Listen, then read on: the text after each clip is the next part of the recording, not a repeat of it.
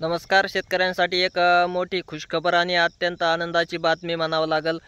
तसं म्हणलं तरी काही अडचण नाही, कारण सततचा पाऊस वगैरे, अतिवृष्टी, त्यानंतर पूर परिस्थिती, काहींचं पशुधन वगैरे वाहून गेलेलं आहे. आहे की नाही? बऱ्याच शेतकऱ्यांचं अतोनात नुकसान झालेलं आहे. त्यामध्ये पंचनामेसुद्धा काय केलेलं आहे, शासनाने केलेले आहेत. पंचनामे चालू आहेत बऱ्याच भागामध्ये. या गावामध्ये येऊन कृषी विभागाचे, महसूल मंडळाचे जे अधिकारी आहेत ते पंचनामे करत आहेत.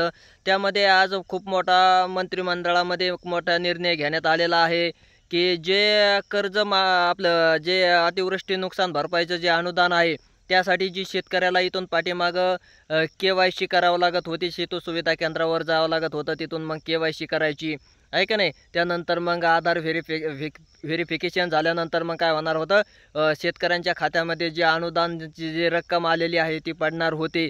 तसं शेतकऱ्यांच्या आता काय केलेलं आहे, मंत्रिमंडळाच्या बैठकीमध्ये तो निर्णय काय केलेला आहे, KYCचा तुर्तसा काय केलेला आहे, थांबवलेला आहे.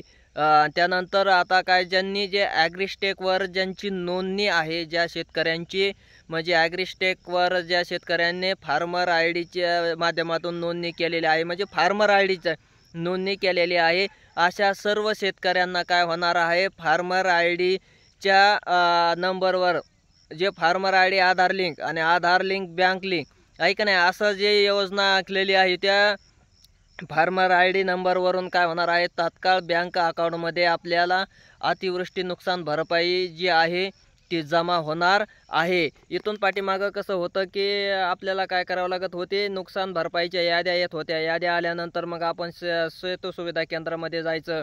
त्यानंतर तिथं जाऊन आपल्याला काय करायचं आहे, KYC करावं लागत होते, आधार व्हेरिफिकेशन करावं लागत होतं. पण तसा त्या आधार व्हेरिफिकेशनचा मंत्रिमंडळामध्ये निर्णय काय झालेला आहे, तुर्तसा थांबलेला आहे. त्यानंतर KYC न करता काय केलेलं आहे, फार्मर ID ज्या शेतकऱ्यांनी जनरेट केले आहे त्याच्यावरच काय केलेलं आहे, अनुदान सोडण्याचा निर्णय घेतलेला आहे. त्यानंतर जे ओला दुष्काळामध्ये ज्या सुविधा देत होते, तसं तर महाराष्ट्रामध्ये जे भरपूर मोठ्या प्रमाणावर पाऊस पडला आहे, पण ओला दुष्काळचा आणखीन शासनाने जाहीर वगैरे केलेला नाही. पण ओल्या दुष्काळामध्ये ज्या योजना दिल्या जातात शेतकऱ्यांना, त्या संपूर्ण योजना काय करायच्या आहेत, शेतकऱ्याला द्यायच्या आहेत. मग ते तुमच्या शेतकऱ्यांच्या मुलांची फीसचा प्रश्न असेल, इतर ज्या योजना त्या दुष्काळामध्ये ज्या दिल्या जातात ओल्या दुष्काळामध्ये, त्या सर्व योजना काय करायच्या आहेत, शेतकऱ्यांना द्यायच्या आहेत. असे एक मोठे निर्णय काय झालेले आहेत, मंत्रिमंडळाने घेतलेले आहेत.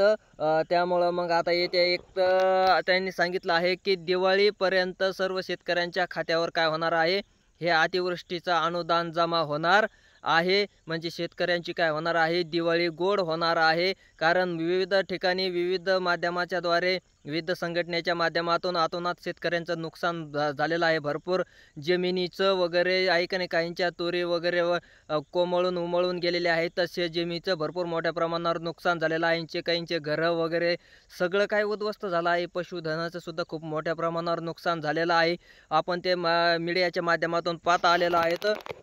त्यामुळं मग शासनाने काय केलेलं आहे, तातडीचे पाऊल उचलून ॲग्रीटेकच्या माध्यमातून ओला दुष्काळ न करता काय केलेलं आहे, ते फार्मर IDच्या नंबरवर आपल्याला काय होणार आहे, ते अनुदान आपल्याला थेट बँक खात्यामध्ये जमा होणार आहे. असं काय केलेलं आहे, निर्णय शासनाने घेतलेला आहे. म्हणजे या वर्षी अतिवृष्टी अनुदानाच्या याद्या वगैरे जरी आल्या तरी आपल्याला KYC करण्याची गरज नाही. डायरेक्ट अनुदान काय होणार आहे, आपल्या खात्यावर जमा होणार आहे. त्यामुळे ही एक दिलासादायक बाब आहे. कारण शेतकऱ्याला जे सेतू सुविधा केंद्रावर जे हेलपाटे घालावं लागत होते, तर ती आता पद्धत सध्या तरी तुर्तसा सध्या काय झालेली आहे, थांबवलेली आहे. आणि डायरेक्ट DBT द्वारे काय होणार आहे, शेतकऱ्याच्या खात्यावर अनुदान अतिवृष्टीचं मिळणार आहे. आणि ओला दुष्काळ जाहीर न करता ओल्या दुष्काळामध्ये ज्या सुविधा शासन देत असतं, त्या सर्व सुविधा शेतकऱ्याच्या मुलांना, शेतकऱ्यांना काय होणार आहेत,